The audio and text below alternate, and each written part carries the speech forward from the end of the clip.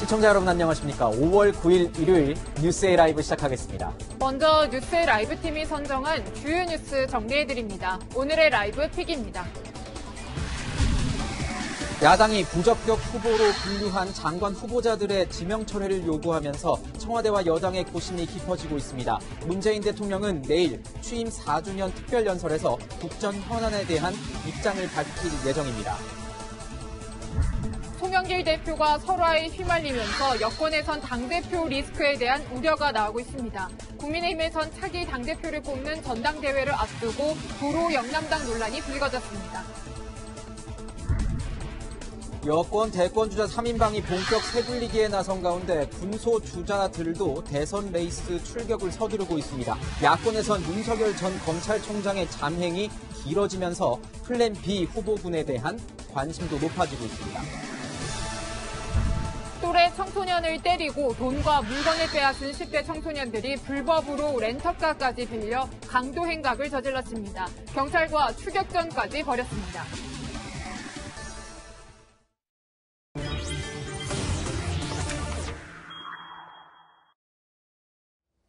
네, 오늘의 뉴스 분석 함께할 세 분 소개합니다. 김관욱 계명대 교수, 이두하 변호사, 장혜찬 시사평론가 나오셨습니다. 어서 오세요. 안녕하세요. 예, 오늘의 첫 주제는 대통령의 4년을 꼽아봤습니다. 문재인 대통령이 취임한 지 2017년 5월 10일 날 취임을 했으니 벌써 4년, 내일이면 4년 차가 되는 겁니다. 자, 마무리할 1년을 남겨두고 있는데 저희가 지지율을 한번 비교를 해보도록 하겠습니다. 이전 대통령들과의 지지율 비교를 해보도록 하겠는데 김대중, 노무현, 이명박, 문재인 대통령, 전현직 대통령들의 4년 중 해서의 직무수행 평가 지지율입니다. 자, 이걸 보시면요. 문재인 대통령이 34%의 긍정 직무수행 평가를 받고 있는 것으로 보입니다. 평론가님. 역대 대통령들 중에서는 그래도 가장 높은 편이네요. 네, 그런데 공교롭게도 지난주에 비해서 지금 보신 여론조사는 긍정 지지율이 좀 높게 반등한 수치이기 때문에 네. 역대 대통령 중에서 가장 높게 나왔는데 물론 그런 측면이 있습니다만 저는 두 가지 다른 관점으로 이 여론조사를 보시라는 말씀도 한번 들어보고 싶습니다. 네. 첫 번째는 긍정이 아니라 부정응답의 수치입니다. 네. 김대중 전 대통령 같은 경우는 4년차 때 긍정 지지율이 33%로 지금 34% 기록한 문재인 대통령과 비슷하죠. 네. 하지만 부정응답에 있어서는 41%로 문재인 대통령보다 17%나 낮습니다. 네. 네, 이 대통령의 4년차 지지율이 중요한 이유는 결국 다가오는 차기 대선 때문 아니겠습니까? 그렇죠. 그런데 대선이나 선거에 있어서는 긍정적인 지지율보다 부정 지지율이 얼마나 높은지가 더 큰 변수가 된다는 게 많은 전문가들의 이야기입니다. 우리가 좋아서 투표장 나가는 게 아니라 싫을 때 심판하고자 투표장에 나가는 유권자들이 훨씬 더 많기 때문에 이 긍정 수치보다는 부정 수치를 보게 되면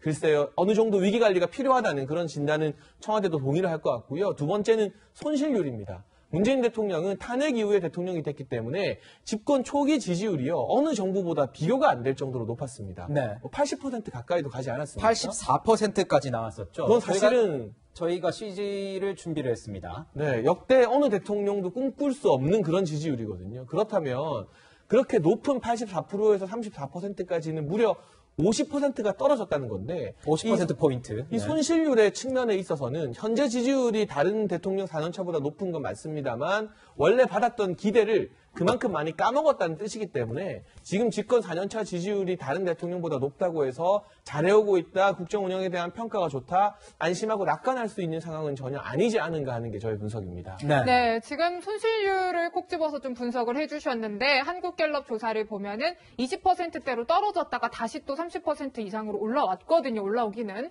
교수님, 그래서 이 30% 정도를 계속 유지하는 어떤 이유는 어떻게 분석을 하시는지도 궁금합니다. 그러니까 기본적인 지지층들이 형성이 돼 있습니다. 그래서 우리가 예. 30% 콘크리트 지지층이다 이렇게 얘기를 하는데 사실은 우리가 지금 문재인 정부의 어떤 지지율의 흐름을 보면 초반에는 뭐 소통이라든가 네. 그리고 대북 정책이라든가 여기에 대한 기대감, 성과 뭐 이런 것들이 굉장히 이제 높이 나타났던 것이고 그 이후에 또 이제 방역에 대한 어떤 성공 이런 부분들이 있었기 때문에 70%까지 그 기간이 사실 2020년까지도 올라가요. 네. 그러니까 상당히 장기간에 걸쳐서 높은 지지율을 보였다라고 볼 수 있는데 최근에 이제 급락을 했죠. 급락한 배경은 부동산과 예. 직접적으로 이제 뭐 20대의 어떤 흐름들, 뭐 이런 불만들, 공정성의 문제 이런 것들이 겹쳐서 이제 나타난 현상인데 저는 개인적으로는 여기서 반등할 가능성이 충분히 있다고 봅니다. 어떤 네. 요인이 있습니까? 가까이는 이제 5월 21일 날 있을 한미 정상회담이 있고요. 그 정상회담의 과정 속에서 백신 문제 같은 것들이 일정 부분 타결될 공급의 어떤 이 확보 뭐 이런 것들이 이제 안정적으로 가시권 안에 들어올 가능성이 있고요. 네. 지금 세계 경제가 굉장히 좋아지고 있습니다. 이 백신이 이제 확산이 되면서 굉장히 이제 반등하는 부분이 있고 그래서 지난달에 우리가 수출이 굉장히 급등을 했거든요. 예. 그러니까 이런 과정 속에서 한국의 경제도 같이 이제 맞물려 갈 수 있다. 그리고 지금 이제 우리가 계획된 대로 백신의 접종률이 이루어진다 그러면 연말까지는 백신이 성공적으로 좀 접종이 가능하다라고 본다 그러면 지금이 오히려 바닥이다. 그리고 나타날 수 있는 악재들, 부동산 뭐 20대 청년에 대한 어떤 공정성의 문제 이런 것들이 이미 다 드러나 있는 상황이라는 거죠. 지금이 바닥인 것이고 여기에서 어떤 반등 부분만 남았지만 그 부분은 어떻게 해서 정부 여당이 민심을 이제 잘 받들어내느냐 거기에 따라 좀 변동이 충분히 가능하다 뭐 이렇게 생각합니다. 네, 교수님 말씀은 이미 모든 문제들이 산적한 문제들이 다 표면으로 드러났기 때문에 이게 최저선이고 이거를 딛고 일어나서 반등할 일만 남았다 이렇게 분석을 해주셨는데요. 그래서 좀 궁금한 게 이런 겁니다. 문재인 대통령은 어떻게 생각을 하고 있을지 남은 1년에 대한 이 문재인 대통령의 입장은 어떨지가 궁금한 이런 상황입니다. 그래서 내일 더 이제 관심이 가는 게 취임 4주년을 맞아서 이제 내일 11시에 청와대에서 특별 이제 연설을 하게 되는데요. 지난 4년을 돌아보고 남은 1년의 국정계획 발표한다고 하는데요. 어떤 얘기를 많이 할까요, 의원님? 예, 이 부분에 대해서 저희도 아마 대통령께서 지금 부정평가 관련되고 그다음에 국민들이 관심이 많은 게 부동산이나 경제정책 아니겠습니까? 그래서 아마 기자분들도 제 생각에 대통령께서도 이 부분에 발언을 많이 하겠지만 기자분들도 이 부분 질문을 많이 하지 않을까요? 저도 궁금합니다. 네, 네. 그리고 또 무엇보다도 이게 당정청 관계가 있거든요. 여당하고 정부의 관계 때문에 이런 부분 질문도 많이 나오고 언급이 많이 될 수밖에 없는데 지금 송영길 대표 체제 그리고 윤호중 원내대표 체제에서는 그 당과 정부의 관계에 있어서 부동산 정책에 대해서 조금 입장이 다른 것 같아요. 부동산 특위위원장부터 바뀌었잖아요. 네. 김진표 네. 의원으로 바뀌고 이러면 다른 방향으로 나아가려고 하는 것 같기 때문에 기자분들도 궁금할 거고 그다음에 정부에서 입장을 어떻게 갖고 있는지도 이 부분을 좀 밝혀야 되지 않을까. 그래야 혼란이 최소화되지 않을까 싶어서 이 부분 얘기가 나올 수밖에 없을 거고요. 그리고 이건 개인적인 생각인데 네. 인사 문제가 안 나올 수가 없어요. 사실. 인사 문제. 네, 대통령의 부정평가 중에 이제 뭐 1등은 아니지만 항상 언급되는 것 중에 하나가 인사 문제예요. 근데 이게 뭐 긍정평가 요소는 아니고 부정평가 요소로 언급이 되고 있는데 지금 뭐 5월 달은 사실은 청문회 달 아니겠습니까? 네. 그 슈퍼 화요일이라 그래서 장관도 5명 했고 그다음에 그 국무총리도 청문회를 했고 아마 검찰총장 청문회도 있을 거예요. 그렇죠. 근데 예. 그 슈퍼 화요일 날 했던 장관 후보자 중에 3명이 아직도 이제 펜딩된 상태예요. 어떻게 될지. 근데 이 부분이 뭐 잘 정리가 되면 몰라도 아니면 이 부분 어떻게 하실 거냐. 이 사람들에 대해서 인사를 어떻게 해서 이렇게 된 거냐. 앞으로는 어떻게 할 거냐. 언급이 안 될 수가 없어서요. 뭐 대통령께서 언급을 안 하시더라도 저는 기자분들은 이 부분을 질문을 많이 할 수밖에 없다. 그리고 무엇보다도 야당의 논평에도 그런 얘기가 나왔습니다만 대통령께서 뭐 국정 운영이 잘 되고 있으니까 남은 1년 동안 마무리를 잘하겠다. 이런 말씀을 하시면 그게 국민들한테 국민 눈높이에 맞을까 걱정이 돼요. 왜냐하면 네. 이런 부분에 대해서 국민들은 대통령과 국민들의 그 괴리가 크다고 생각하는데 계속 낙관적인 그리고 긍정적인 얘기만 하시지 않고 국정 운영 대전환, 부동산 정책이라든가 경제 정책에 있어서 일정 부분 전환에 가까운 얘기를 좀 해주셨으면 하는 마음입니다. 네. 네, 내일 기자회견에서 대통령이 어떤 얘기를 할지는 좀 주목해서 지켜봐야 할 것 같고요. 오늘 탁현민 청와대 의전 비서관이 SNS에 남긴 글을 한번 같이 보면 좋을 것 같습니다. 오늘 남긴 내용인데 우리의 정치는 과거나 미래로 평가받는 것이 아니라 오직 현재로만 평가된다라고 하면서 이런 얘기를 했어요, 평론가님. 그러니까 오로지 현재만으로 평가받는 것은 대단히 위험하다. 어떻게 해석하십니까? 근데 저는 이게 지금 청와대에 있는 고위공직자가 남기기에는 대단히 부적절한 내용이라고 생각을 합니다. 왜냐하면 지금 문재인 정부가 다소 박한 평가, 최근 들어서 예. 4.7 재보궐 참패도 그렇고 지지율이 좀 안 좋은 건 사실이잖아요. 여기에 대해서 오늘만 보지 말고 지나간 다음에 보면 우리는 좋은 평가 받을 거다. 이렇게 사실은 자화자찬하는 그런 내용으로 해석될 수밖에 없기 때문에 다른 사람이 이를테면 외부의 정치 평론가나 제야에 있는 사람이 이런 이야기는 할 수 있습니다. 지금 시점에서 예를 들면 문재인 정부의 부동산 정책이나 다른 정책들이 박한 평가받지만 시간이 지나서 좋은 평가로 바뀔 수도 있다. 이건 사실 그 사람의 개인 의견이죠. 네. 하지만 이 정도의 개인 의견을 다른 사람이 아니라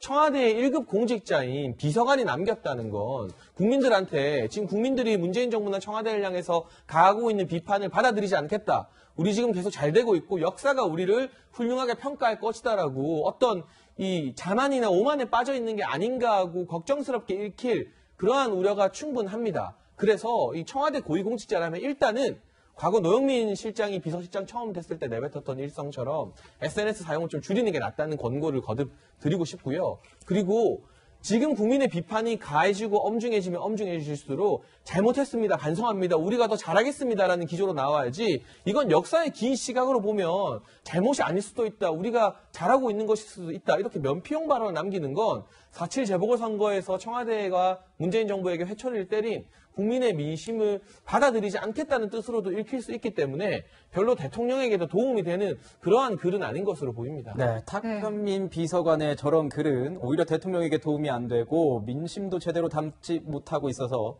논쟁거리가 될 수 있다 이런 분석을 해주셨는데요. 교수님은 어떻게 보십니까? 그 방점이 저는 다른 데 있다고 봅니다. 그러니까 4년 했더니 남은 1년이 더 어렵다. 뭐 이 말에 저는 방점이 있다고 보는 겁니다. 그러니까 지금 뭐 전체적으로 봐야 된다. 뭐 그 말은 뭐 맞는 말씀이죠. 우리가 역사 속에서 한 정권을 이제 평가해야 되기 때문에 맞는 것인데 지금 남은 1년을 더 열심히 하겠다는 그런 의지의 표현이라고 생각을 하고 이런 것들은 뭐 어떻게 보면 이제 지지층에게 주는 메시지일 수도 있어요. 열심히 하겠다는 어떤 각오를 다지는 것이고 끝까지 밀어달라 뭐 이런 생각으로 이제 전달이 한 건 아닌가 뭐 이렇게 평가합니다. 네. 네, 내일은 대통령의 기자회견과 함께 청문회 관련 일정 시한이 되는 날이기도 합니다. 지금 후보자들 3명 관련해서 의혹이 제기되고 있고 야당의 공세가 굉장히 거센데 이 세 후보의 의혹 관련한 목소리 저희가 준비해봤습니다.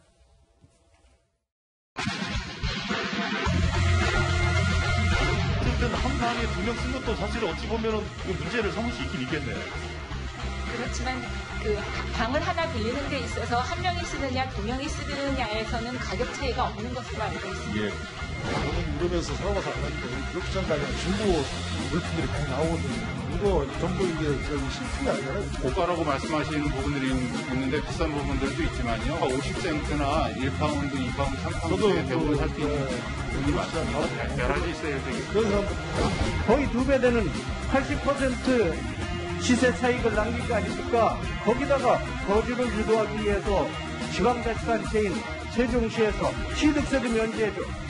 지방세 다 면제해주고 그랬는데 결과적으로 지금의 부동산 상황이나 지금의 기준으로 보면 굉장히 불편하게 볼 수 있다고 저는 충분히 이해를 합니다. 그래서 성스럽다는 말씀입니다.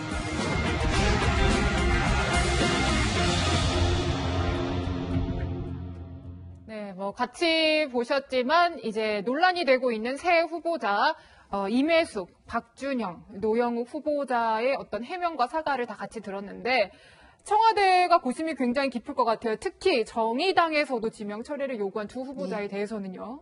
근데 저는 이게 청와대에서 보통 이런 문제 해결이 잘 안 돼요. 저희도 여당을 해봤잖아요. 예. 그럼 사실상 어떻게 하냐면 당에서 건의를 하든지 해서 당사자들이 자진 사퇴를 해줘야 돼요. 그래야 당사자들이요? 대통령께 네. 부담이 안 되는 거예요. 대통령 이제 기자회견 5월 10일 그 내일 4주년 기자회견 하는데 뭐 기자분들 이거 계속 묻고 있겠죠. 안 그렇겠어요? 그러니까 그리고 이제 임혜숙 후보자하고 박준영 후보자는 대통령한테 이 정부 들어서 특혜도 많이 받은 사람들이에요. 임혜숙 임혜수 후보자가요, 2021년 올해 1월에 국가과학기술연구회 이사장에 발탁이 된 거잖아요. 그죠? 뭐 여성전자공학자다 이러면서 발탁이 되셨는데, 그러다가 이제 그 과기부 장관은 사실은 교체설도 별로 없었고 왜 바뀌었는지 저희 잘 모르잖아요. 근데 이렇게 이동이 갑자기 됐어요. 그러면서 뭐 세종시에 있던 관사에 뭐 그거를 관사를 새로 얻었네, 거기에 비품을 새로 다 마련해서 돈이 들었네 만에 이런 얘기까지 들으셨잖아요. 그러고 지금 무엇보다도 이 3명 다 본인의 소관 업무랑 관련돼서 도덕성, 자질 논란이 있으니까 취임을 한다 하더라도 공직 기강을 어떻게 하고 바로 세우고, 그리고 정책 수립 집행을 어떻게 하겠어요. 이분들이 뭐 영이 먹히겠어요. 그러니까 공직사회 관리가 대통령 1년 남은 후반, 지금 마지막에 제일 어려운 일인데 이분들이 장관이 돼서 무슨 공직관리를 하고 업무 수행을 원활히 하시겠어요. 박준영 후보자도 마찬가지인 게 행시 35회인데요. 제가 이제 사시 25회인데 행시랑 사시가 기수 차이가 많이 안 나요. 네. 비슷하게 가는데 행시 35회가 장관이 지금 처음 후보자 됐을 겁니다. 보통 차관보 정도 돼요. 이분도 2018년에 대변인, 2019년에 뭐 차관 이렇게 해서 고속 승진을 해서 지금 장관 후보자가 됐어요. 그럼 이런 분들 정도면 사실은, 그리고 본인도 지금 관세행정의 일축을 담당해야 되는데 지금 그거 갖고 논란이 일어나잖아요. 그럼 본인들이 공직자면 입장 정리를 해 주셔야죠. 그리고 제 생각엔 당정청 협의회를 하면 송영길 대표가 이 부분 건의를 하고 네. 정리를 할 것 같습니다. 네. 그렇지 않다면 이게 인사 검증, 그리고 민정 기능, 당의 기능 이런 게 뭐 돌아가질 않는 거죠. 네. 의원님이 이제 일부 후보자들을 언급하시면서 뭐 특혜 받은 인물들이 있다 말씀하셨는데, 어떻게 보면 또 일각에서 보면은 개인적으로 뭐 성과나 뭐 이런 자질이 있기 때문에 시킨 측면이 있을 수 있기 때문에 그 부분은 조금 표현상 저희가 정정을 좀 하고 넘어가도록 하겠습니다.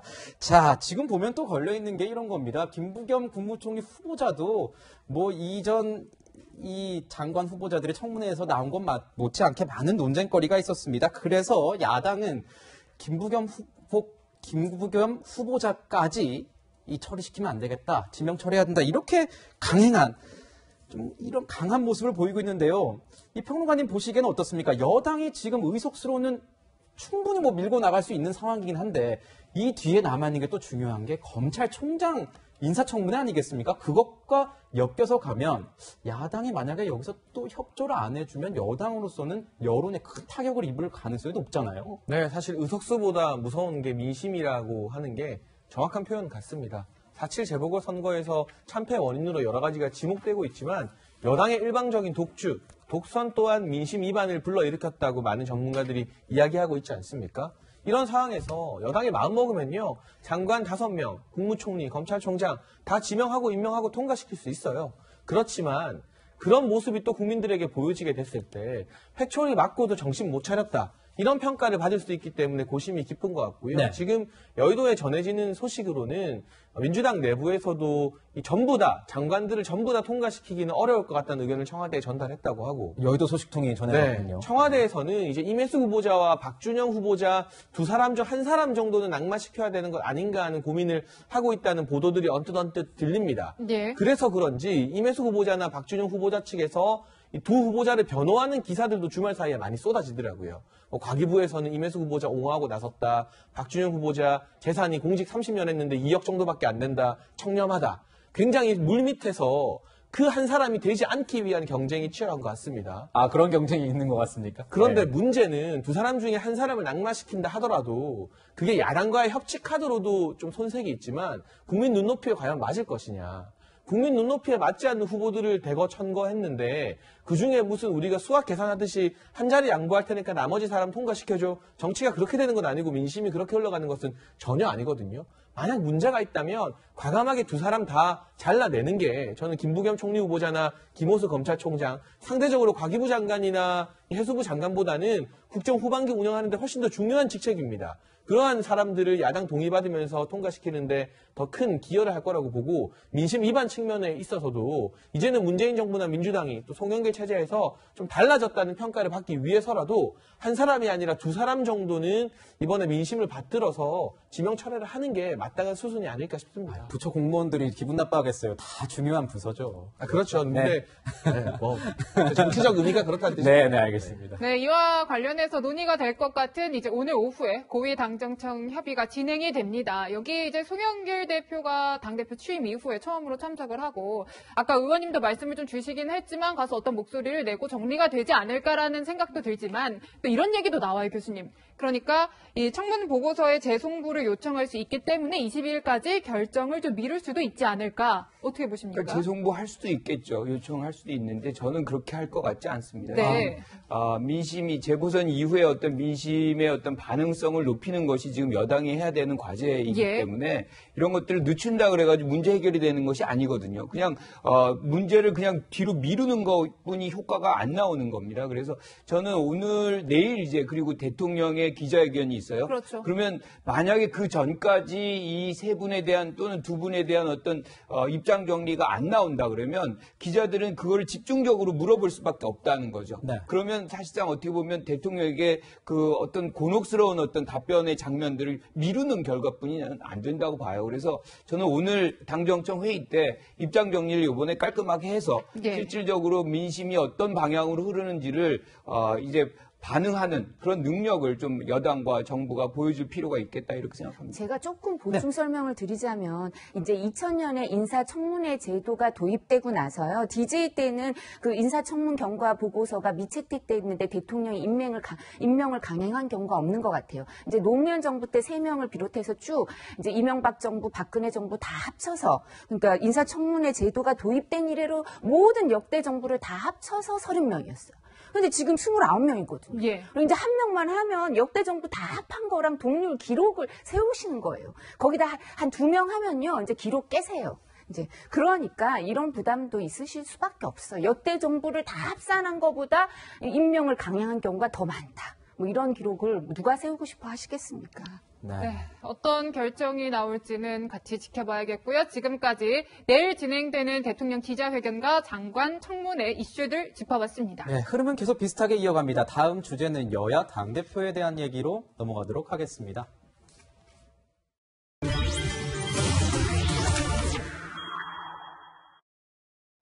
자, 말씀해 주신 것처럼 이제 국회 시간도 마침표를 찍을 시간이 아닌가 싶습니다. 이 인사청문 관련된 내용인데요.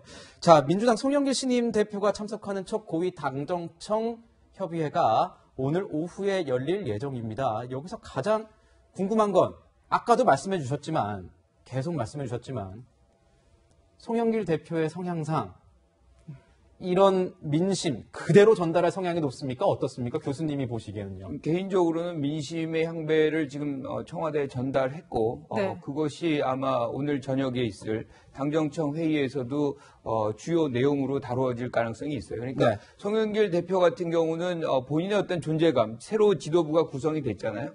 이것이 기존의 어떤 다른 지도부와 뭔가 차별화를 시킬 필요성도 있는 것이고 지금 뭐 어떤 형태로든 지금 3명 또는 2명의 후보자들은 민심에 상당히 반하는 그런 어떤 부분들이 지금 나타나고 있기 때문에 이 부분은 본인의 어떤 존재감을 위해서라도 또 미래의 어떤 당을 주도한다는 그런 측면에서도 오늘 아마 이 회의를 주도할 것이고 그 결과로서 청와대에 강력하게 좀 건의를 하거나 뭐 청와대에 요청을 할 가능성이 전 매우 높다 이렇게 봅니다. 저도 이제 국회 출입하면서 많이 들었던 얘기가 송영길 그때는 의원이었죠. 의원이 할 말은 하는 성격, 굉장히 대가 있는 이런 성격이라고 들었는데 할 말을 하다 못해서 이제 조금 설화에 휩싸이는 그런 모습이 많이 있습니다. 지금 보면 기러기 가족 발언을 하다가 또 다른 설화에 휩싸였습니다. 내용이 이런 겁니다.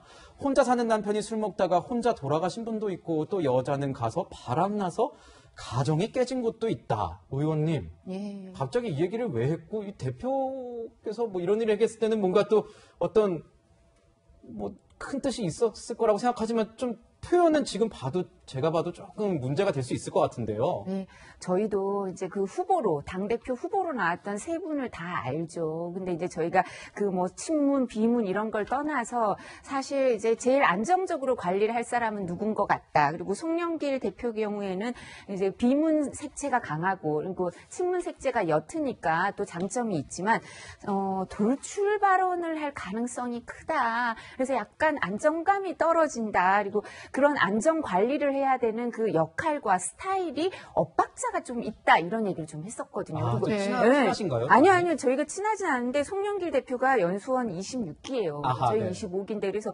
알죠. 위아래를 이렇게 네, 차이가 그러니까 안 왜냐하면 나시네요. 연세는 우리보다 좀 높지만 사법 이제 학생 운동하고 이러다 시험이 늦게 그렇죠. 되신 31살이 늦게 스타일이고, 예. 시험이 됐죠. 그리고 이분이 가족들 중에 행시나 이제 사시 붙은 사람들이 많아요. 이제 그래서 유명했거든요. 송영길 대표가 사법 연수원 다닐 때부터 유명했던 분인데 발언이 그때부터도 돌출 발언이 조금 있으셨어요. 그래서 약간 설화를 조금 예상을 했었어요. 저희가. 근데 여기도 사실 지금 국제학교 유치 필요성을 강조하면서 뭐 유학 가서 외국 가서 공부할 필요 없고 한국에서 영어를 잘 배울 수 있게 해주겠다 좋은 취지로 말씀을 하시다가 아니 그런 얘기를 저희가 사석에서도 하기가 어려운데 뭐 부인은 어떻게 되고 남편은 어떻게 되고 이런 부분을 당 대표가 하셨으니 사실 이거를 수습하기가 쉽지 않은 그런 거고 그 다음에 이제 송영길 대표는 앞으로도 이런 부분이 이제 개인의 캐릭터기 때문에 뭐 모든 발언을 어떻게 할 수가 없잖아요. 그래서 조금 예상이 된다. 뭐 저희가 이제 다음 부분에서 계속 이런 발언하셨던 걸 짚어볼 텐데 제일 주의하셔야 될 게 앞으로도 설화 논란일 겁니다. 네, 뭐 개인적인 발언, 뭐 아시는 네. 배경 지식도 있으셨고요. 또 송영길 대표는 이게 문제가 된다고 해서 사과하는 발언도 했었습니다. 네. 네. 그런데 정치인들이 사실 논란에 발언하고 사과한다고 끝나는 게 아니죠. 마침 최근에 과거에 이부망천이라는 망언을 내뱉었던 이 정태욱 전 국민의힘 의원이 경찰 수사받았다는 사진을 제가 보도로 봤습니다. 근데 이부망천 당연히 용납될 수 없는 망언인데 그로 인해서 정태욱 전 의원 같은 경우는 탈당했고요. 공천 못 받았고요. 지금 경찰과 검찰의 수사까지 받고 있습니다. 그런데 송영길 대표는 도대체 무슨 책임을 지는 거죠? 막말의 수위로 봤을 때 이부망천이나 이 기러기 부부들 혼자 사는 남편은 술 먹다 돌아가시고 여자는 외국 나가서 바람나서 가정이 깨진 것도 있다. 제가 봤을 때 막말의 수위상 송영길 대표 발언이 이부망천 못지않게 더 심한 막말인데 탈당도 없고 뭐 공천 배제 아직 뭐 선거가 멀었습니다만 수사도 없고 이런 부분에 있어서 유독 막말 프레임이 지금의 야당인 국민의힘에만 너무 가혹하게 지금 전가된 측면이 있다. 이해찬 전 대표 같은 경우도 베트남 여성 비하 논란, 장애인 비하 논란 등이 있었음에도 불구하고 사과 한마디면 끝이었습니다. 정치적 책임이 사과 한마디로 끝나는 게 아니라는 말씀을 드리고 싶고요. 특히나 여자가 외국 나가서 바람나서 가정이 깨진 것도 있다는 건 아주 심각한 수준의 여성 혐오인데 이 젠더 갈등이 지금처럼 심각한 국면에서 이런 여성 혐오성 발언이 나왔는데 수많은 여성 단체들이 송영길 대표나 민주당에게 어떤 정도의 이 책임을 묻는지 특별한 논평이나 뚜렷한 시위가 보이지 않는다는 점에서 그 부분도 개인적으로는 참 의아스럽습니다. 제가 조금 보충 말씀드리자면 사실 이해찬 전 대표의 경우에도 장애인 관련 비하 발언을 해서 국가인권위원회에서 그 부분 이제 조치를 취하고 그다음에 교육도 받으라고 하셨어요. 인권 교육. 근데 그다음에 이제 정치 은퇴를 하셨으니까 저희가 어떻게 됐는지 모르겠지만 근데 당대표가 그런 당대표를 이렇게 저희 당대표가 계셨기 때문에 사실 더 조심스러울 수밖에 없잖아요. 그리고 제가 송영길 대표는 또 변호사를 오래 하시고 그다음에 그러니까 인권 개념에 대해서 이게 좀 떨어질 수가 없거든요. 그 감수성이 더 뛰어난 분이어야 돼서 지금 장해찬 평론가가 얘기한 것처럼 이런 분들에 대해서 이해찬 전 대표나 송영길 대표 이런 발언에 대해서 이제 민주당과 같은 활동을 했던 그 시민단체 내에서 그 시민단체와 여당이 유착이 돼 있지 않다면 이런 부분 에 있어서 더 이렇게 따끔하게 지금 발언을 해주시고 비판하고 견제할 때가 된 게 아닌가 싶습니다. 여러 가지 얘기가 나오는데요. 여당 대표라서 아마 말의 무게 때문인 것 같습니다. 그런 부분도 있지만 두 분이 지금 뭐 공교롭게 여당의 분들의 어떤 말실수만을 지적을 하고 있어요. 그런데 사실 뭐 가까이는 최근에 뭐 보선 과정에서도 지금 오세훈 시장 같은 경우도 뭐 중증 치매다 뭐 이런 사실은 받아들이기 굉장히 어려운 단어들을 많이 썼거든요. 그래서 이거를 누가 특정한 사람들이 이렇게 쓴다라고 이렇게 프레임을 씌우는 것은 저는 부적절하다고 보고요. 지금 우리가 얘기를 해야 되는 부분은 정치인들이 이렇게 언사에 매우 중요한 말들의 어떤 영향이 있기 때문에 매우 신중하게 해야 된다는 그런 우리가 접근을 해야 되는 것이지 어느 당 사람들은 많이 이런 실언을 하고 그렇지 않다. 이런 것은 저는 형평성에 어긋난다고 생각하고 우리가 전체적으로 따지다 보면은 말실수의 어떤 숫자라는 것들을 어느 당이 더 많이 했는지는 사실 모르는 거거든요. 그래서 전체적으로 우리가 이 정치인들에게 공인으로서 매우 신중한 발언을 해달라는 그런 어떤 요청을 하는 것이 좀 더 바람직한 것이다 이렇게 생각합니다. 그렇습니다. 뭐 여당, 야당의 어떤 정량적 평가를 해서 뭐 저희가 분석을 하겠다는 뜻은 아닙니다. 그냥 여당 대표로서의 말이 정말 무게감이 있으니까 저희가 그걸 따져본 거라는 말씀 드리겠습니다. 네, 송영길 대표가 대표로 취임한 지도 일주일 정도 됐습니다. 지금까지 본 건 이제 설화에 관한 얘기들을 했지만 당 운영하는 모습들을 좀 보면은 쇄신 의지도 좀 보이고 개파색을 빼는 그런 이제 임명들도 좀 보이고 그래요. 그렇지만 그래서 앞으로 이 주류인 친문들과 어떤 관계 설정에 있어서 좀 과제가 있지 않을까 이런 생각도 들긴 하거든요. 그 첫 번째 도전 과제가 경선 일정과 관련된 것이겠죠. 지금 민주당 당원 당규대로라면 9월에 대선 주자를 뽑아야 되는데 지금 부산의 전재수 의원부터 이제 공식적으로 이걸 11월 말로 연기하자는 이야기를 꺼내고 있습니다. 왜냐하면 친문 진영 측에서는 아직 뚜렷한 강세를 보이는 친문 후보가 나타나지 않았다. 그래서 시간을 조금 두고 경선의 흥행을 도모하면서 친문 후보로서 이재명 지사와 한번 맞붙어 보겠다는 생각을 하고 있는데 지금 9월에 후보를 뽑게 되면 남은 시간이 너무 짧기 때문에 이재명 대세론이 굳어질 수 있다는 생각을 하고 있는 것 같습니다. 여기에 대해서 이재명계로 알려진 정성우 의원이 바로 원칙대로 해야 한다면서 반박을 하고 있는 모양새인데요. 송영길 대표 아직까지는 신중합니다만 당내 주류 그리고 의석수 차원에서도 절대 다수의 의석을 가지고 있는 친문 진영에서 경선 연기를 주장하면서 물론 그 명분이 이재명 지사 상대하기 위해서가 아니라 야당에서도 11월 말에 뽑으니까 우리도 거기에 맞추자는 명분을 내세우겠죠. 그 같은 명분을 내세우게 될 때 이걸 과연 단호하게 당원 당규를 지키면서 끊어낼 수 있을 것인가. 만약 이 과정에서 친문과 이재명계 사이에 분란이 일어나게 된다면 과거에 뭐 이명박 전 대통령, 박근혜 전 대통령 대선 경선할 때요. 대선에서 이명박 전 대통령이 승리했지만 당내 분란의 파동이 결국 지금 검찰 수사까지 이어졌거든요. 10년이 지나서. 그 같은 모습이 재현되지 말라는 법이 없기 때문에 그 경선 일정을 연기할 것인가 말 것인가에 대해서 시간을 끌지 말고 조기에 송영길 대표가 직접 입장을 밝히면서 진화하는 게 첫 번째 과제라고 할 수 있겠습니다. 경선 연기에 대한 어떤 입장을 내느냐 이것이 아마 송영길 대표의 첫 시험대가 아닐까 이런 분석을 해주신 것 같은데 저희가 이제 또 야당 얘기를 좀 다뤄보도록 하겠습니다. 야당에는 또 난데없이 도로 영남당 얘기가 이게 들려오고 있습니다. 이두하 의원님. 이게 어떻습니까?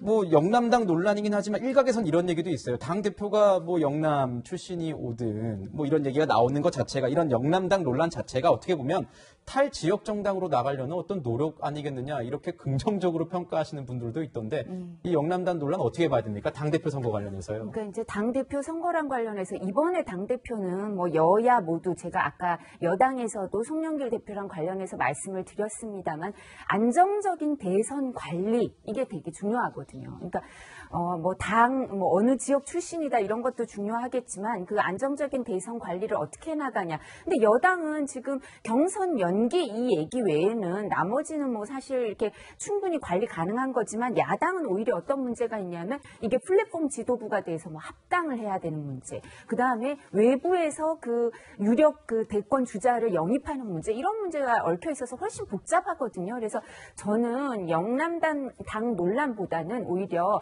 이제 국민들한테 어떻게 선택을 받을 건가 야당이니까 그런 문제 그리고 그 플랫폼 지도부의 문제가 더 심각해서 뭐 지역 논란보다는 이제 어떤 그 출마 선언을 하면서 어떤 얘기를 하느냐 이런 부분이 이제 중점으로 이제 옮겨갈 가능성이 크고요. 그 다음에 그런 생각도 들더라고요. 저도 영남 출신이고 그러니까 어떤 생각이 드냐면.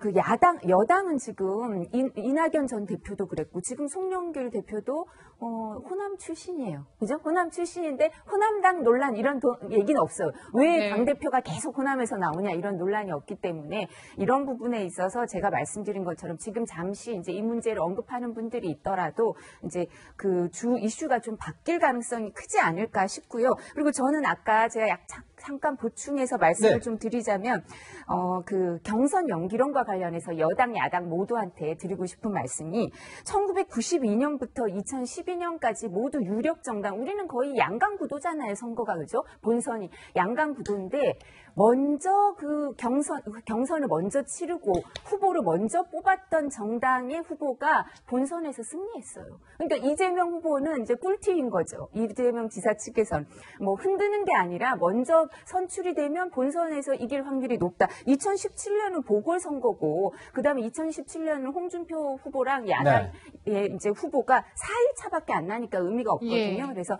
이거는 경선 연기론에 있어서는 사실 뭐 당의 후보가 먼저 확정이 되면 흔들린다. 이것도 명분이 없는 그리고 결과론적으로 봤을 때는 별로 명분이 되지 않을 것 같습니다. 저희가 사실은 다음 주제가 경선 연기론과 관련된 내용이 또 나오기 때문에 나중에 드리려고 했는데 저희 또 패널분들이 워낙 또 열의가 있으셔가지고 조금 앞당겨서 하셨네요. 네, 도로 영남당 논란 관련해서 얘기를 조금 더 해보면은 국민의힘 내부에서도 불만이 좀 있는 것 같습니다. 공개적으로 목소리도 나오고요. 그러니까 논리는 이거예요, 교수님. 그러니까 민주당이 텃밭이 호남이라고 해서 뭐 호남당이라고 문제 삼은 적이 있냐? 이런 얘기거든요. 어떻게 보세요? 지금 당대표가 누가 되느냐에 따라서 영남당이 되고 전국정당이 되고 그렇지 않습니다. 네. 그러니까 지지 기반이 어디에 있느냐에 따른 거거든요. 그리고 이제 의석들이 도대체가 어느 지역에 많이 편중돼 있느냐. 그런데 지금 국민의힘당 같은 경우는 어떻게 해도 의석의 대부분이 사실 영남에 있기 때문에 그런 어떤 프레임에 갇혀 있는 거죠. 이거를 이제 불식시키고자 김기현 대행 같은 경우는 지금 호남도 가서 5.18의 어떤 추념도 하고 굉장히 긍정적인 어떤 행보를 펼쳐나가고 있다고 저는 개인적으로 생각을 합니다. 이런 상황 속에서 이제 우리가 나오는 대표들이 나오는 후보들이 어디 출신이냐 저는 이게 거의 결정적인 역할을 안 한다고 봅니다. 지금 국민의힘당의 결국에는 선거 구도가 즉 선거의 게임 룰이 어떻게 되느냐에 따라서 그게 결정된다고 보거든요. 그러니까 이게 전국정당의 상황이 아닌 상황 속에서 사실 편중적으로 영남의 어떤 조직들이 굉장히 많이 있단 말이에요. 70%가 대의원입니다. 그리고 30%가 여론조사죠. 그러면 사실상 조직에 의해서 선거가 결정될 가능성이 매우 높다는 것이죠. 이렇게 본다 그러면 지금 조직이 많이 갖고 있는 영남 출신의 후보가 훨씬 더 유리한 상황이 될 공산이 크고 거기에서 조금 변화될 수 있는 부분은 딱 하나죠. 윤석열 전 총장을 모셔올 수 있는 사람이 누구냐.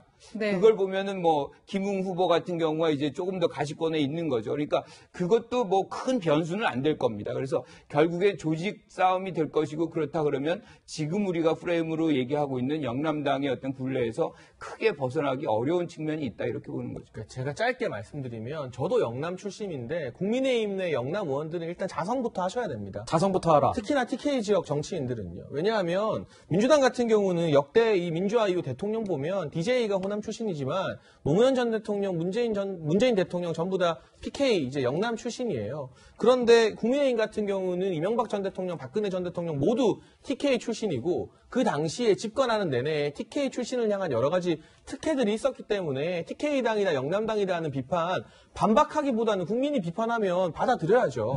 그렇다는 말씀을 드리고 그리고 정치권에서 일반적으로 TK 출신 정치인들, 영남 출신 정치인들이 중도보다는 조금 더 강성보수에 가깝다는 평가가 있습니다. 이런 평가를 불식시키기 위해서는 왜 영남당이라고 하느냐 화낼 게 아니라 영남 소속이나 TK 소속 정치인들이 먼저 우리 무조건 강성보수 일본도가 아니다. 우리도 개혁적이고 중도 민심에 다가가려고 노력한다. 이런 모습을 보여주면 자연스럽게 이 비판은 사그라지는 것이기 때문에 지금 적반하장으로 영남당이다 아니다 화낼 때가 아니라 반성부터 하고 달라진 개혁적인 모습을 영남 출신 정치인들이 먼저 보여줄 때라고 생각합니다. 자, 이제 정치권, 이제 야권 어떻게 변하느냐 이런 얘기가 계속 나오고 있는데 떠난 사람이 다시 이름을 올리고 있습니다. 김종인 전 비대위원장이 일부 언론에서 이런 얘기가 나오고 있습니다. 훈수 정치를 두고 있다. 이런 얘기가 나오고 있는데요, 의원님. 이거 무슨 내용입니까?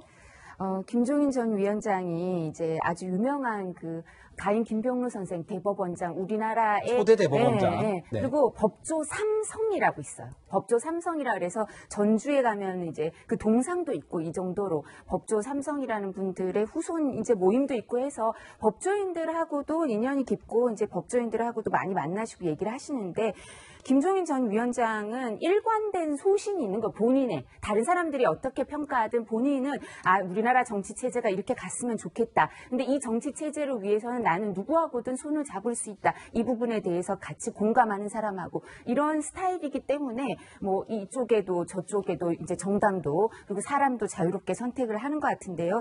그래서 그런 부분에 있어서 이제 본인이 지향점이 있으니까 이제 계속 그 방향으로 정치가 나가야 된다고 생각하니까 정치에 대해서 이제 계속 관여를 하고 훈수를 하게 되는 것 같아요. 그래서 계속 영향력을 미치고자 하는 의도가 있고 의사와 능력이 본인은 능력도 있다고 생각을 하시니까 앞으로도 계속 이런 모습을 보일 것 같고요. 근데 저는 아까 장례찬 평론가가 한 말도 참 뼈아픈 얘기고 국민의힘에서 그리고 김종인 전 위원장이나 김웅 의원이 각광을 받고 이런 사람들의 목소리가 나오고 있는 거는 국민의힘을 봤을 땐 바람직하다고 생각해요. 그래서 이런 모습도 이제 유념해서 듣고 반영할 수 있는 건 반영할 필요가 있고요. 그다음에 저는 오히려 사실 이번 전당대회에서는 집단 지도 체제를 한번 해볼 건가, 당대표랑 최고위원을 같이 뽑을 건가, 그다음에 7대3이 아니라 그러면 일부 초선 의원들은 전부 뭐 국민 여론조사로 해보자 이런 얘기도 있거든요. 그래서 당심과 민심의 비율을 좀 바꿔볼 건가 이런 논의도 한번 해보면 어떨까 싶습니다.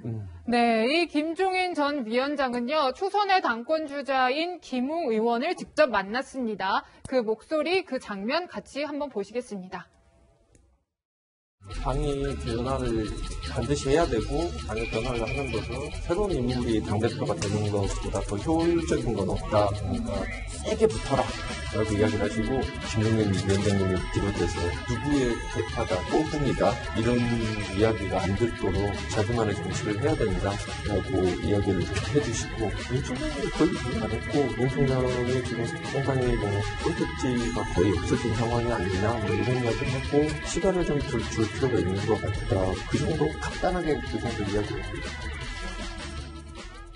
네, 이 만남에 굉장히 세간의 시선이 쏠렸습니다, 교수님. 김종인 전 위원장이 특별히 좀 초선에 힘을 실어주는 것 아니냐 이렇게 좀 보이기도 하는데요. 어떻게 보셨어요? 그러니까 김종인 전 비대위원장이 아직도 국민의힘당에 대한 애정이 조금 남아있다. 쓸모가 아직 있을 수가 있겠다는 것이죠. 그런데 기존의 어떤 정치인들이 다시 대표가 되고 그 리더십 속에서 국민의힘당이 운영이 된다면 사실은 그 과정이 윤석열 전 총장과의 관계 속에서 굉장히 소모적인 과정이 되고 그것이 어떻게 보면 대선 과정에서 굉장히 안 좋은 효과가 나올 수 있다라고 생각을 하는 것 같아요. 그런데 만약에 김웅과 같은 초선 의원들이 당대표가 되고 이미지가 개선이 된다 그러면 같이 윤석열 전 총장과의 결합이 될 때 훨씬 더 이제 시너지 효과가 발생하면서 대선 과정에서도 효과가 굉장히 긍정적으로 나올 수 있다.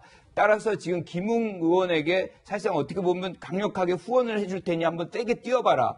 그렇게 해서 만약에 당을 바꾼다 그러면 내가 연결해가지고 대선에서 역할을 한번 해보겠다. 그런 메시지를 저는 해석을 합니다. 그래서 지금 만약에 과거에 어떤 기존에 나왔던 그 정치인들이 다시 대표가 된다 그러면 아마 김종인 전 비대위원장은 더 거리를 두고 멀어질 가능성이 있다 이렇게 봅니다. 네, 지금까지 새 지도부 맞은 여당 내부 잡음하고요. 새 지도부를 선출하는 과정에서 잡음이 불거진 야당의 모습까지 전해드렸습니다. 저희는 대선 소식 짚어보도록 하겠습니다.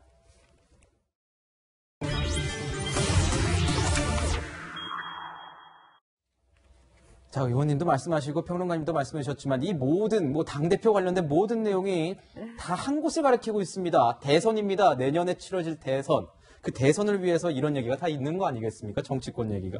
자, 지금 보면 빅3라고 불리는 더불어민주당의 이 3명의 후보가 각자 세력화에 나서면서 뭔가 이 싱크테크 발족들을 하면서 이 모습을 좀 보이려고 부각을 시키려고 하는 것 같아요. 어떤 모습이 좀 보이고 있죠, 평론가님? 네, 우선 이재명 지사 오는 12일 민주평화광장 창립대회에 참석한다고 하는데 우선 조정식 의원이 주도하는 이재명 지사 대선 준비를 하기 위한 싱크탱크라고 합니다. 그런데 보다 주목할 만한 모임은 성공과 공정 포럼, 성공 포럼이라고 하는데요. 여기에는 민주당 현역 의원 30명이나 참여를 한다고 알려지고 있습니다. 그런데 물론 민주당이 이제 범여권 거의 180석 가까이 됩니다만 170석이 넘죠. 그런데 30명의 현역 의원들이 여기 이름 올린다는 건 간단한 의미가 아니거든요. 대선이 이제 1년 정도 남았는데 본인들 스스로 이재명계라고 프레이밍 되는 것을 두려워하지 않겠다는 뜻이기 때문에 당내 비주류이고 여전히 친문에 비하면 소수이긴 합니다만 네. 차기를 바라봤을 때는 과거의 친문으로 분류되었던 현역 의원들조차도 이제는 조금씩 이재명 지사에게 가까이 다가가고 있는 그런 움직임들이 가시화되고 있는 것은 아닌가 하는 그런 측면에서 이 성공 포럼의 움직임을 대단히 주목해봐야 될 것 같고요. 성공 포럼을 봐야 된다. 네. 이낙연 전 대표 같은 경우 이제 신복지라는 본인의 부상을 매개로 해서 신복지 광주 포럼 또 신복지 부산 포럼 등 전국의 이 신복지와 관련된 정책 포럼을 연다고 하고 네. 정세균 전 총리도 이 광화문 포럼에 참석합니다. 정세균계 정치인들이 모인 포럼인데 그동안은 정세균 전 총리가 한 번도 직접 참석한 적이 없었는데 이번에 처음 여의도의 모습을 드러내기로 결정했다는 것은 대선 레이스를 본격 가동하겠다, 시동을 걸겠다 그런 뜻으로 해석이 되고 있습니다. 그렇군요. 네, 정말 여권에서는 무엇보다도 이 이른바 친문의 마음이 어디로 갈지, 누구를 지지할지가 굉장히 좀 관심이 모이는데 그래서인지요, 교수님. 양정철 전 민주연구원장이 뭐 누구를 만났다더라, 누구를 만난다, 혹은 또 이해찬 전 대표가 어디에 마음이 있다더라 이런 거에 관해서 정말 분분하게 해석들이 나오더라고요. 보도로 나온 거 보면 이재명 지사를 예. 이제 뭐 만났다는 것이죠. 양정철 전 원장이 이제 미국에 돌아와서 이제 대선 국면에 들어오니까 조금 역할을 또 하고 싶은 그런 측면도 있고 또 그것을 활용해야 되는 어떤 후보들의 어떤 필요성도 있고 그런 부분들이 이제 맞물려 있다고 볼 수 있는데 저는 양정철 전 원장의 어떤 역할이 과거의 어떤 그 시점에서의 어떤 역할보다는 훨씬 더 제한적이다라는 생각을 해요. 그러니까 네. 친문과의 어떤 부분이 완전히 결합이 되어 있다라고 생각하기도 좀 어려운 측면이 있고요. 이해찬 전 대표도 마찬가지입니다. 그래서 실질적으로 뭐 친노다 그러면 그 대표성을 인정받지만 그것들이 뭐 과거처럼 이해찬 전 대표의 어떤 말 한마디에 뭐 대거 움직인다 뭐 이런 상황은 아니라고 보이거든요. 그래서 네. 이런 장면에서 뭐 어떻게 해도 이제 만남과 뭐 결합 뭐 이런 것들이 반복적으로 나타날 수밖에 없는 것이고 그런 장면의 그냥 일부분인 것이지 이것 자체가 뭔가 구도를 만들어내고 선거에 결정적인 역할을 한다 저는 그렇게는 보지 않습니다. 네, 네. 정치라는 게 보면 생물이고 또 뭐 합종 연행하면서 세력을 키웠다가 줄어들었다가 이런 모습이 있으니까요. 앞으로 잘 지켜봐야 되겠습니다. 자, 오늘 보면은 이제 군소 후보들이라는 그 언론에서는 표현들을 하던데요. 군소 후보들의 하나둘씩 레이스에 발을 담그는 모습입니다. 박용진 의원이 오전 11시에 출마 선언을 했고 12일에는 양승조 충남지사가 출마 선언을 할 예정입니다. 김두관, 이광재 의원도 지금 막판 저울질을 하고 있는 것 같고 추미애 전 장관, 임종석 전 실장도 비서실장도 막판 고민을 하고 있는 것으로 알려졌습니다. 자, 의원님, 이렇게 어떻게 보면 지금 빅3, 뭐 이건 여권에서 나오는 얘기입니다. 빅3가 있는 상황에서 다른 후보들도 굉장히 많이 이 레이스에 발을 들이고 있는 모습들인데 어떤가요? 이 정치권에서 대선에 뛰어든다는 건 어떤 의미가 있는 겁니까? 이제 그 빅3 정도 외에 다른 분들은 사실은 존재감을 보여주고 그다음에 또 다른 목표를 달성하기 위해서 이 대선 레이스를 활용하는 경선을 활용하는 경우도 있죠. 네. 그리고 또 이렇게 많이 나오게 되면 어떻게 되냐면 컷오프를 할 수밖에 없어요. 컷오프가 6명까지인가요? 네, 네. 컷오프를 할 수밖에 없어서 그렇게 해서 이제 일정 부분 이제 그 전당대회를 하거나 뭐 대선 경선을 하거나 하면 이제 상습까지는 아니지만 자주 출마하시는 분들이 있어요. 그래서 본인의 이제 정치적인 그 수명이 남아 있다는 걸 보여주기 위해서 그 다음에 이렇게 하시는 분들이 있어서 물론 여기 나온 분들이 그런 분들은 아니라는 말씀입니다. 말씀입니다. 일부 네. 분들은 그래서 그래서 아마 컷오프가 치열을 할 거고요. 그 다음에 사실 이재명 지사 같은 경우에는 지금 빅3 중에서도 아주 독보적인 존재감을 보여주는 거잖아요. 아주 그 여론조사도 많이 나오고 그 다음에 또 우리가 주목해서 봐야 될 거 하나가 해외까지 망라하는 지원 조직이 있다. 이러면 다 갖춘 거거든요. 지금 이제 사실 제일 마지막에 갖추는 게 대선 후보들이 해외 조직이에요.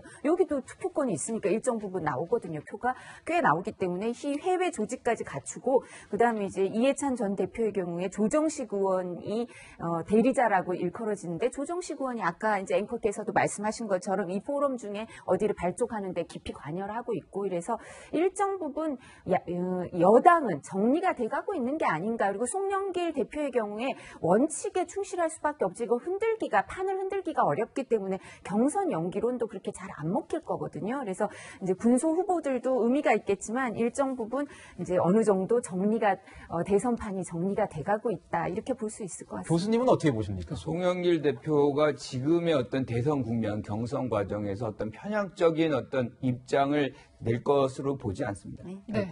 왜냐하면 송영길 대표 같은 경우도 미래의 정치 본인이 있는 것이고 이것을 어떻게 여하히 잘 관리하느냐 그리고 정권 재창출하느냐가 사실 미래의 정치를 본인의 정치를 밝게 하는 부분이기 때문에 본인에게도 기회잖아요. 그렇죠. 그렇기 때문에 여기에서 일종의 이제 줄을 선다 뭐 이런 것보다는 아주 관리적인 차원에서 철저하게 이제 노력하는 그런 모습들을 보이려고 할 것이다 이렇게 생각합니다. 네. 자, 네, 야권 얘기를 좀 더 이어서 해보면은 역시 윤석열 전 총장의 관심이 굉장히 많이 가고 있고요. 일각에서는 김호수 검찰총장 후보자가 임명이 좀 되고 자리를 잡으면 그 이후에 움직이지 않을까 이런 분석이 나오더라고요. 네, 왜냐하면 지금 현재 검찰총장이 공석 상태 아니겠습니까? 조남관 차장 대행 체제로 운영되고 있는데 김호수 총장이 청문회를 거쳐서 총장 후보자가 청문회를 거쳐서 임명되게 되면 새로운 검찰총장이 들어선 것이기 때문에 검찰총장에서 사퇴하면서 국민의 기대를 받게 된 윤석열 전 총장이 여러 행보를 하기에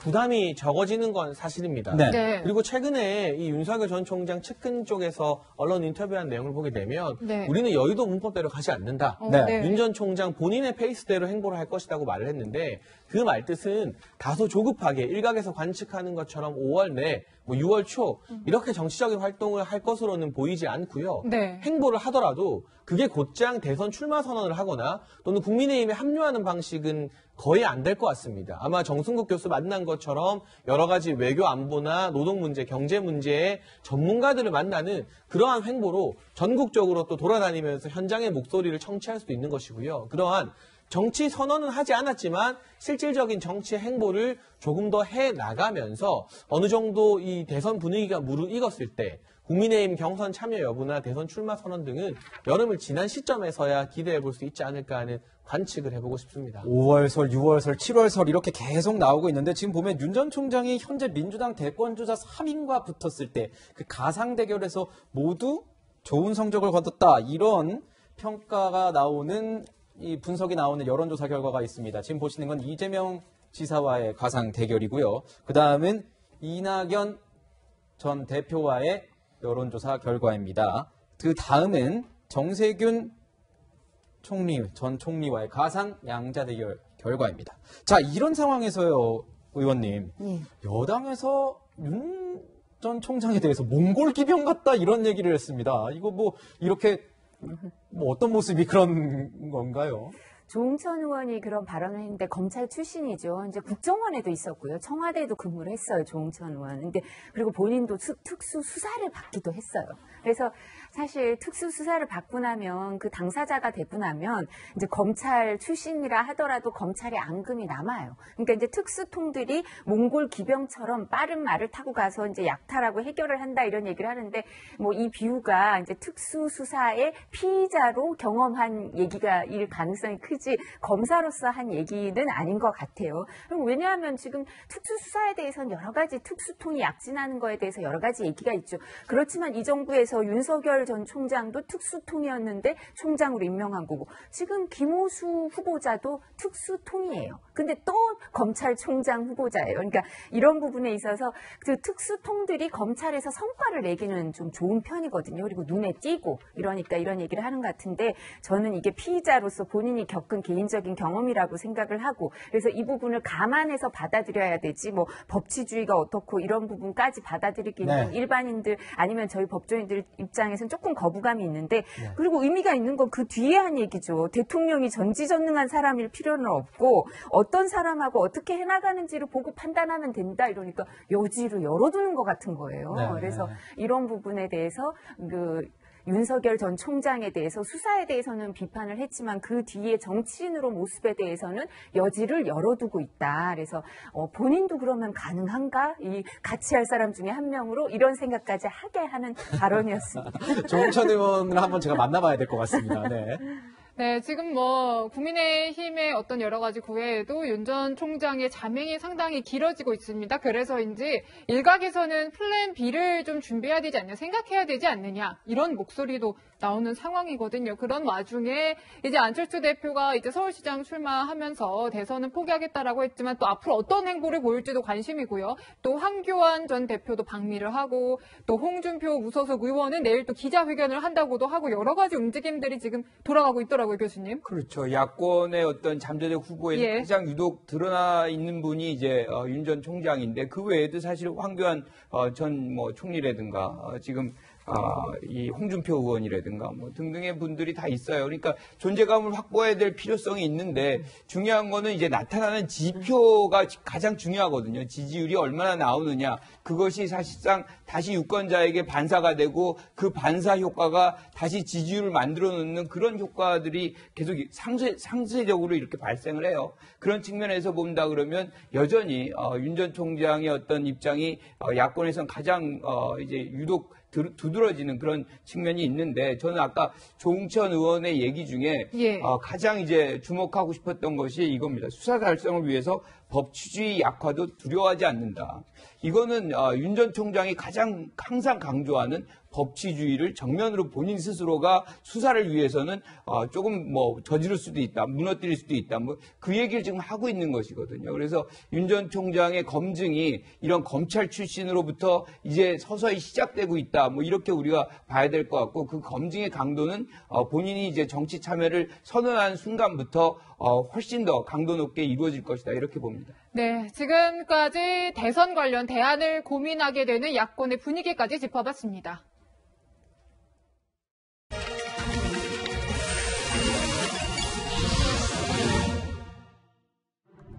대한민국의 안보와 국민의 생명을 책임질 특수부대 6팀이 모였습니다.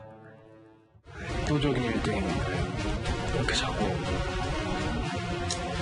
보고 싶지 않은 부대를 자꾸 만나게 되니까 뭔가 사력을 다하셔야 되지 않을까. 이상 강철부대 입사인 국민 여러분께 출정 보고합니다. 최정예 특수부대 출신 예비역들이 각 부대의 명예를 걸고 싸우는 밀리터리 서바이벌 프로그램 강철 부대입니다. 요즘 큰 인기를 끌고 있죠. 시청자들은 대한민국 군인이 이렇게 강할 수 있구나, 안심이다 라는 반응을 보이고 있습니다. 저도 군대 다녀온 지 10년이 넘었는데 이 프로그램만 보면 수그러들었던 전의가 생깁니다. 이들이 기꺼이 그들의 청춘을 바쳤던 이유, 바로 내 나라와 내 가족, 지킬 것들을 지켜야 한다는 의무감 때문입니다. 수백만의 예비역과 현역들도 마찬가지입니다. 그런데 이렇게 나라를 위해 의무를 다하는 이들이 걸맞는 보상은커녕 기초적인 대우조차 받지 못하고 있습니다. 국도 없는 배식판에 반찬은 고작 2-3개. 흰밥에 김치국물 찍어 먹으라는 건가요? 코로나 방역으로 격리된 군인들이 폭로한 부실급식 사진 시리즈들은 볼수록 참담합니다. 힘든 시절 작전에 실패하면 용서해도 배식에 실패하면 죽음이라는 우스갯소리도 했었지만 지금은 배고픈 시절도 아니고 21세기 군대에서 이런 취급 받아야 합니까? 그런 헌신하는 분들을 이따구로 대우하는 나라가 별로 없을 것 같아요. 북한도 그보다 잘해주고. 뿐만 아닙니다. 육군 훈련소에선 코로나 감염을 막는다며 입소 후 사흘간 양치도 세수도 못하게 하고 화장실도 정해진 시간에만 가게 해서 논란이 됐습니다. 이게 무슨 방역입니까? 교도소도 아니랄 겁니다. 이 같은 장병 부실 처우는 사람보다 계급 먼저 바라보는 부태가 여전하기 때문입니다. 무거운 책임을 통감하고 송구하다는 말씀을 드립니다. 늑장 사과에 실린 귀에 익숙한 표현은 공허하게까지 들립니다. 국방 예산이 52조 원인 나라에서 장병 1인당 한 끼 급식비가 2,930원이라는 것도 놀라운데 이제 3,500원 고교생 수준으로 올려준다니 웃어야 합니까? 울어야 합니까? 격리장병 선호 메뉴를 10g에서 20g씩 더 배식한다는데 배불리 먹을 수 있어서 행복해야 하는 겁니까? 군 수뇌부 여러분, 시대가 바뀌었습니다. 이른바 MZ세대 장병들은 공정과 정의의 문제에 민감합니다. 공정하고 타당한 대우를 해주십시오. 군과 정부가 눈치를 봐야 할 건 핵으로 위협하는 적이 아니라 우리 군인들입니다. 군인복무기본법에는 군인의 기본권을 보장하고 선진정예 강군 육성에 이바지하는 것을 목적으로 한다고 돼 있습니다. 군인의 기본권이 보장돼야 강한 군대가 되는 겁니다. 강철부대, 제대로 관리하지 못하고 녹슬면 고철부대 되기 십상입니다. 청춘을 바친 보상이 실망이 아니길 바랍니다. 지금까지 하나요 뉴스였습니다.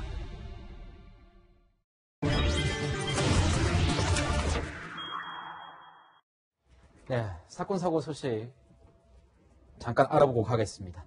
자, 렌터카 사건인데요. 이 렌터카 사건이 왜 지금 화제가 논란이 되고 있냐면 10대들이 렌터카 사건에 연루가 되어 있기 때문입니다. 사건 두 가지 알아보도록 하겠습니다. 첫 번째 사건입니다.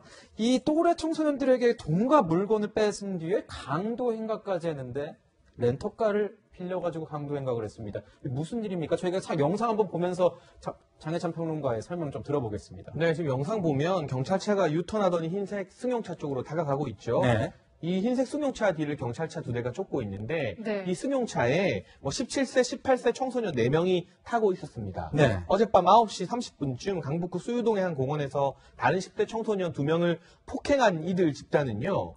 야산으로 내려가서 현금과 가방을 뺏었을 뿐만 아니라 본인들이 불법적으로 렌트한 렌트카에 피해자 청소년들 태우고 은행 인출기에서 300만 원을 인출하게 시켰습니다. 시점은 네. 이틀 전입니다. 네, 어젯밤이 그렇죠. 아니고. 네. 그리고 나서 본인들이 강동구까지 20km가량을 운전하면서 도주를 했는데 어떻게 10대들이 범행 수단으로 렌터카를 사용할 수 있었는가. 어떻게 빌렸어요? 요즘 이제 비대면 렌트 서비스가 활성화되다 보니까 네. 운전 면허증만 있으면 본인 인증 절차를 철저하게 거치지 않고도 렌트카가 되는 게 사회 문제로 대두된 게 이번이 처음이 아닙니다. 네. 그렇기 때문에 물론 저 비행 청소년들, 가해자들 잘못도 아주 큽니다만 렌터카 업체에서도 보다 철저한 본인 인증 절차를 거쳐야 하는 것 아니냐는 그러한 목소리가 높아지고 있습니다. 아, 이런 건 정말 신경 써야 될 것 같습니다. 거기다가 20km나 운전면허도 없는 상황에서 운전을 했다는 게 정말 이런 표현 앵커로서 간도 큰 것 같습니다. 네, 이 렌터카를 청소년들이 이 사고에 활용하게 된 다른 사건도 있었는데요. 차량이 렌터카 업체에서 사라진 거예요. 그래서 이 렌터카 업체 사장이 신고를 했는데 잡고 보니까 청소년이었던 거고요. 근데 이 차량을 이제 경찰이 잡으러 갔지 않겠습니까? 근데 도망가서 추격전까지도 벌였다 그래요, 의원님. 예, 뿐만 아니라 그 주차 차단기도 2개나 파손도 했대요. 예. 그래서 지금 4명이, 그 수갑에 이끌려가는 모습 보이시네요. 4명이 관여가 됐는데요. 이제 다 10대 그 후반이죠. 중후반인데 사실 이렇게 되면 소년법으로 해가지고 19세 미만이니까 네. 이렇게 좀 약하게 처벌이 되거든요. 근데 어떻게 저렇게 되나요? 네. 지금은 대물 사고만 있었지만 저러다가 대인 사고 있었으면 어떡할 사람 뻔했어요. 다쳤으면 어떡할 네, 뻔했습니까? 그러니까 이게 그리고 18세부터는 사실 운전면허 취득을 할 수 있거든요. 이제 종류에 따라 다르지만 그러니까 이런 경우에 19세 미만이라고 소년법이라고 소년법을 적용해서 너무 이렇게 약하게 처벌이 되니까 이런 부분까지 알고 하는 게 아닌가 이런 얘기도 있기 때문에 소년법 처벌 기준을 좀 강화해야 되는 게 아닐까. 근데 이렇게 4명이 한꺼번에 저런 물건을 훔치면 특수 절도가 돼서 형량은 조금 높아져요. 그렇군요. 네. 자, 이 소년법 적용의 처벌 수위가 낮아진다. 이런 얘기 이제 해주셨는데, 낮아져서 이렇게 문제가 또 되고 있는 것 같고. 김관우 교수님은 또 교육자의 입장에서 이런 또 소년들의 이런 비행을 보시면 좀 어떻습니까? 저는 기본적으로 우리가 교육의 어떤 문제점들이 이 안에 내재되어 있다는 것을 부인하기 굉장히 어렵고요. 또 한 가지는 우리가 지난번에도 한번 학폭 사건 관련해서도 나온 얘기예요. 이게 소년법의 어떤 적용 기준이 만 19살 이하면은 사실 형법이 아니라 이제 소년법에 적용을 받기 때문에 처벌 수위가 굉장히 낮아요. 이거를 또 그런 범행을 저지르는 사람들이 안다는 거예요. 그러다 보니까 그것을 이용하는 그런 장면이 있고 이미 신체적으로도 이제 많이 변했거든요. 이미 굉장히 발달되는 그 측면도 있고 16세 이상이 되면 그렇죠. 전부 다 몸은 다 성장했다 이런 얘기가 있지 거기다가 않습니까? 정보 확보 능력이라든가 등등의 것들이 과거와는 완전히 달라졌거든요. 그런데도 아직도 19살 미만으로 이렇게 지정이 된 것은 그런 부분들이 계속 누적적으로 발생할 수 있는 환경적 요인을 좀 만들고 있다는 지적이 있거든요. 그래서 이 부분은 좀 법적으로 좀 변화를 시킬 필요가 좀 있겠다 이렇게 생각합니다. 네, 지금까지 10대 청소년들의 렌터카 사건까지 전해드렸고요. 세 분 말씀은 여기서 마무리하겠습니다. 감사합니다.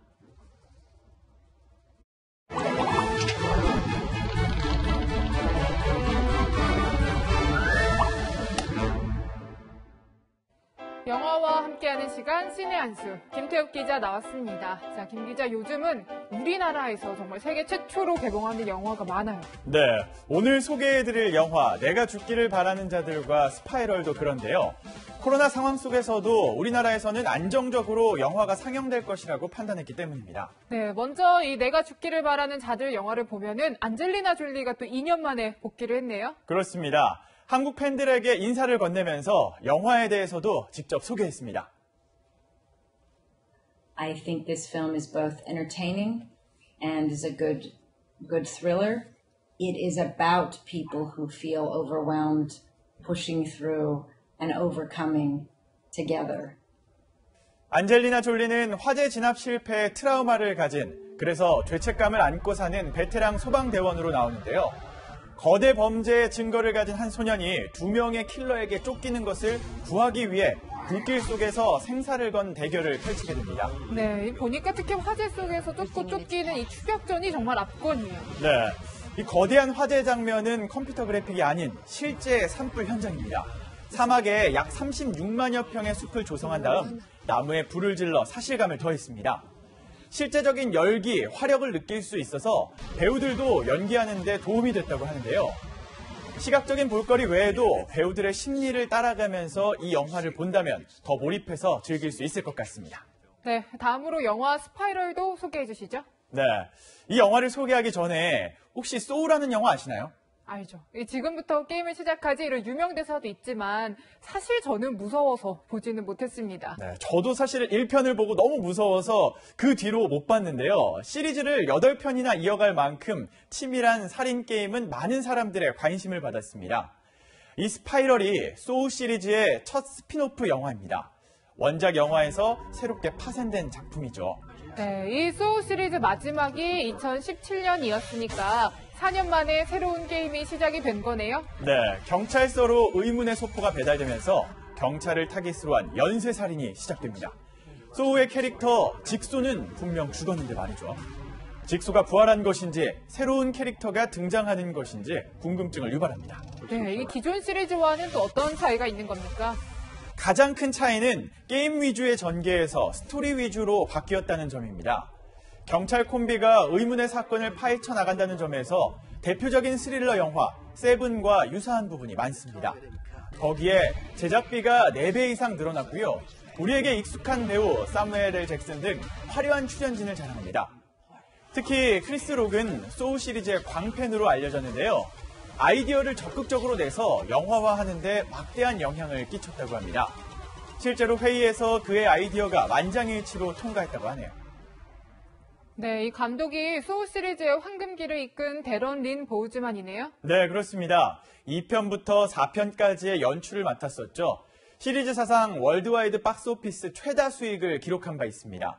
거기에 제작비 86배의 흥행 신화의 주역 제임스 완이 제작을 맡았습니다. 네, 오는 10일 이번 주 수요일 개봉이죠. 정말 기대됩니다. 김태욱 기자 잘 들었습니다.